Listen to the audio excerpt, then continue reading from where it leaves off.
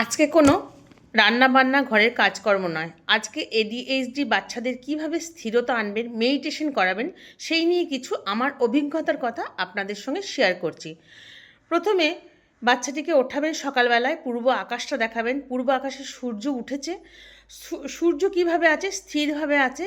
আমাদের সূর্য আলো দেয়, তাপ দেয় এবং পুরো জীব জগৎকে বাঁচিয়ে রাখে। ওকে রিপিট করতে বলবেন, এক একটা লাইন আপনারা বলবেন আর ওকে বলবেন যে তুমি বলো।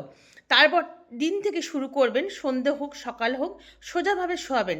বলবেন ভাবো সূর্য কোন আকাশে উঠেছিল। ও তখন ভুলে গেলে আপনি রিপিট করে বলবেন পূর্ব আকাশে সূর্য ওঠে। সূর্য কিভাবে থাকে? স্থিরভাবে থাকে। সূর্য আমাদের আলো দেয়, তাপ দেয়, পুরো জীব জগৎকে বাঁচিয়ে রাখে। তাহলে সূর্য যদি এত কিছু পারে, তাহলে তুমি কেন পারবে না? সূর্যের মতন তুমিও স্থিরভাবে একভাবে কাজ করতে পারবে। সূর্যের মতন তুমিও সবাইকে নিয়ে বাঁচতে পারবে এবং সূর্যের মতন দীপ্ত হবে, উজ্জ্বল হবে। তুমিও একদিন পারবে সব কিছু করতে, সবারই সঙ্গে সবাইকে নিয়ে মিলেমিশে থাকতে।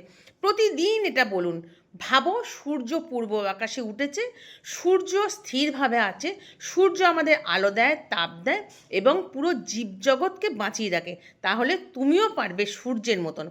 আমার কথাগুলো যদি বন্ধুরা একটুও ভালো লাগে, একটু যদি উপকৃত হন, তাহলে আমাকে এসে জানাবেন। একটু ছোট্ট ছোট্ট করে আমার অভিজ্ঞতা আপনাদের সঙ্গে শেয়ার করব।